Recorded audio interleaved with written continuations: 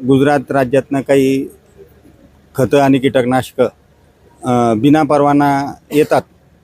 व्हॉट्सअपचे group असतील, mobile असतील, शेतकऱ्यांना प्रदर्शित करून, दरपत्रकं प्रदर्शित करून काही कंपन्या माल देतात की ज्यांना महाराष्ट्रात विक्रीला परवानगी नाही आहे.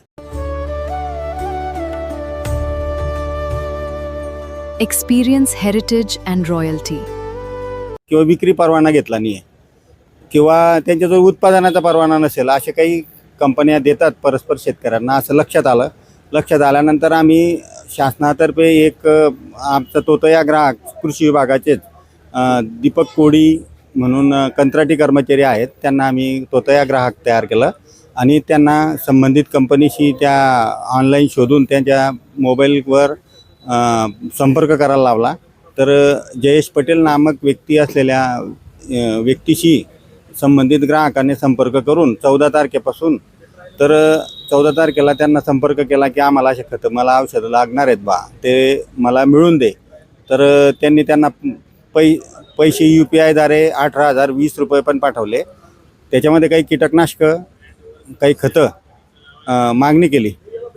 तर मागणी केल्यानंतर त्यांना पैसे पाठवल्यानंतर त्यांनी आपल्याकडे एका श्रीनाथ ट्रॅव्हल्स आणि कार्गो नावाची कंपनी आहे, ट्रॅव्हल्स आहे, खाजगी ट्रॅव्हल्स आहे, तिच्यामार्फत आपल्याकडे 16 तारखेला या ट्रॅव्हल्सला ते उपलब्ध झाले.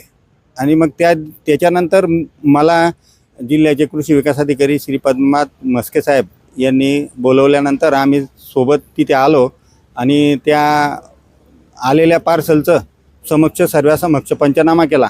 त्याच्यामध्ये 9 प्रकारचे हे घटकं तुम्ही जे फोटोमध्ये पाहत आहेत, 9 प्रकारचे उत्पादनं त्याच्यात आढळून आले. त्याच्यामध्ये कीटकनाशकं पाहिले तर सिडनी फॉर्म्युलेशन अँड केमिकल या कंपनीचं पानोली JIDCमध्ये असलेलं, भरूच जिल्ह्यात असलेलं गुजरातमधील उत्पादनं आहेत त्यांना. आणि खतं जर पाहिले 05234 आणि 1919 हे वॉटर सोल्युबल खतं मागवले आहेत. तर त्या खतांवर पाहिलं तर उत्पादकाचं नावच नाही आहे, कोणी बनवलं ते दिसत नाही आहे, ते संशयित आहेत.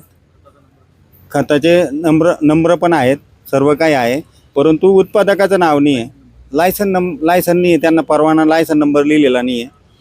अशा प्रकारचं हे उत्पादन आढळून आलेलं आहे. आणि हे सर्व जे कीटकनाशकं आहेत, सिडनी फॉर्म्युलेशन अँड केमिकल या कंपनीने तिथे उत्पादनाचा त्यांचा परवाना आहे, त्यांना आम्ही नोटीस पाठवली माननीय कृषी विकास अधिकारी यांनी. तर त्या नोटीसीचं त्यांनी उत्तर पण दिलं. त्या उत्तरामध्ये म्हटलं की आमच्याकडे उत्पादनाचा परवाना आहे, परंतु त्यांच्याकडे विक्रीचे परवाना महाराष्ट्र राज्यासाठी नाही आहे, असं त्यांनी लिहून दिलं. त्याच्या आधारावर आम्हाला हे समजून आल्यानंतर आम्ही हे कायद्याच्या विरुद्ध आहे, हे शेतकऱ्यांच्या अडचणीचं, शेतकऱ्यांची फसवणूक होण्याची शक्यता दाट आहे, म्हणून आम्ही ही कायदेशीर कारवाई केलेली आहे. त्यांच्याकडे खत नियंत्रण आदेश, अत्यावश्यक अधिनियम, अत्यावश्यक वस्तू अधिनियम, तसंच कीटकनाशकाचे अधिनियम, तसंच शेतकऱ्यांची फसवणूक होऊ नये म्हणून फसवणुकीच्या बाबतीत अधिनियम लावून मी आज फिर्याद दाखल केलेली आहे संबंधितांच्या विरुद्ध. आता याच्यामध्ये किती जणांच्या विरोधात फिर्याद दाखल आहे?